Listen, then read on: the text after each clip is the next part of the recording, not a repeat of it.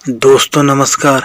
आज मैं आपको सुनाऊंगा एक मज़ेदार और रोमांचक कहानी जिसका नाम है मन चंगा तो कछोटी में गंगा। पुराने ज़माने की बात है। उस समय सभी जगह हाथी, घोड़ा, ऊंट आदि पर आना जाना होता था। रथ, बहाली और बैलगाड़ियों की भरमार थी।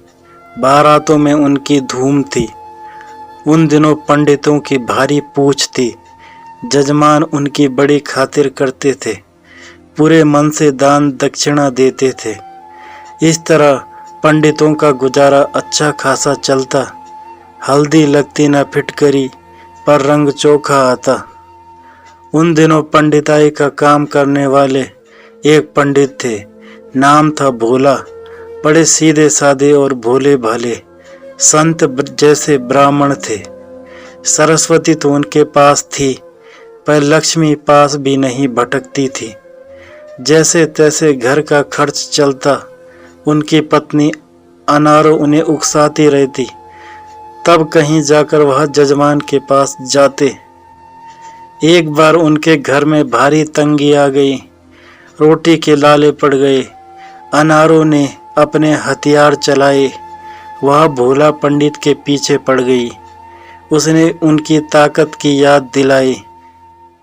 उस नगर में बसंती डंगिया नाम का नामी जजमान रहता था। उसकी अच्छी प्रतिष्ठा थी। अनारू ने अपने पति से कहा, बसंती डंगिया को गंगा स्नान करा लाओ, अच्छी खासी दान दक्षिणा मिल जाएगी, घर का खर्चा चल जाएगा। भोला पंडित ने बहुत बार मना किया। उसे समझाया कि दूर के ढोल सुहावने दिखाई देते हैं। वह पैसे वाला तो है, पर है बड़ा कंजूस। मैं डाल तो वह पात पात।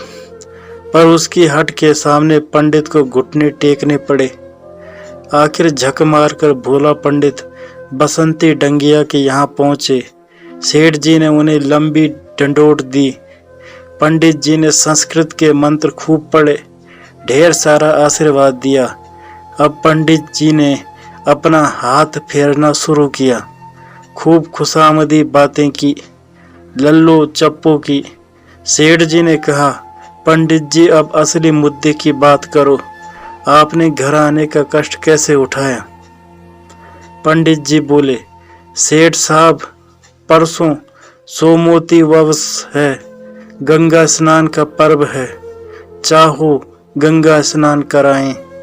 सेठ जी बात सुनते ही प्रसन्न हो गए। बोले, पंडित जी आपने बड़ी कृपा की, खूब याद दिलाई। गंगा स्नान का फल तो जरूर लेना चाहिए। फिर सोमवती वास का पर्व, एक पंथ दो काज हो जाएंगे, पर्व का पर्व और सैर की सैर। पर पंडित जी यह बताओ कि कौन से वाहन से चलोगे? पंडित जी तो थे भोले भाले और हाँ में हाँ मिलाने वाले। बोले, जिसमें आप राजी उसमें हम राजी। यह सुनकर सेठ जी बोले, हाथी पर चलना ठीक रहेगा। पंडित जी उछल पड़े, हाँ में हाँ मिलाते हुए बोले, आपने सही कहा, हाथी एकदम ठीक रहेगा। सवारी की सवारी और दर्शन की दर्शन। पीठ खूब लंबी चौड़ी, चाहे तो पलंग बिछा लो, सोते चले जाओ, इससे अच्छी और कौन सी सवारी होगी। तभी सेठ जी ने फरमाया, पंडित जी हाथी की सवारी ठीक है, पर एक खराबी है। हाथी बिगड़ जाए तो सवार को सूंड से पकड़कर नीचे फेंक डाले, पांव से कुचल दे। पंडित जी ने फिर हाँ में हाँ मिलाई। बोले, अजी मारो गोली, ऐसी सवारी का क्या काम, काला कलूटा बिलाव जैसा। उसे खिलौने के लिए मन भर खाना कहाँ से लाएंगे। सेठ जी बोले, ऊँट ठीक रहेगा। पंडित जी ने फिर हाँ में हाँ मिलाई। तारीफ के पुल बांध दिए। वाह सेठ जी, आपने तो मेरे मन की बात कह दी। ऊँट ही है रेगिस्तान का जहाज, ऊपर बैठो तो चारों तरफ के नज़ारे देखते चलो, खर्चा कुछ भी नहीं। ऊँट तो कटीली झाड़ियाँ खाकर भी सब्र कर लेता है। सेठ जी ने लंबी सांस छोड़ी। बोले, पंडित जी अब यह पागल हो जाए तो मारे बिना नहीं छोड़ता। पंडित जी ने पैंतरा बदला। बोला, आपने सच कहा, ऊँट भी कोई सवारी है। लंबा डील डौल, कब्रदार पीठ, बैठना ही दूबर है, छोड़ो ऊंट को। सेठ जी बोले, रथ ले चले। पंडित जी ने कहा, वाह सेठ जी, यह आपने अच्छी बात सोची। रथ तो विष्णु भगवान की सवारी है, धीरे धीरे सैर करता हुआ ले जाएगा, पेट का पानी भी नहीं हिलेगा। यहीं पर सेठ जी ने रास्ता निकाल लिया।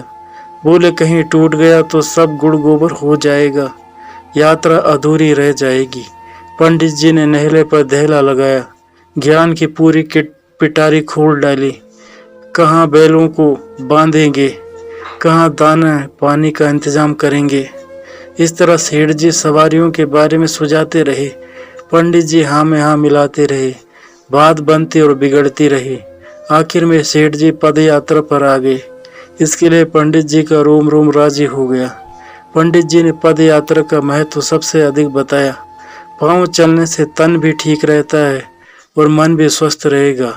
धर्म का धर्म और कर्म का कर्म हो जाएगा। गंगा स्नान का पूरा लाभ मिलेगा।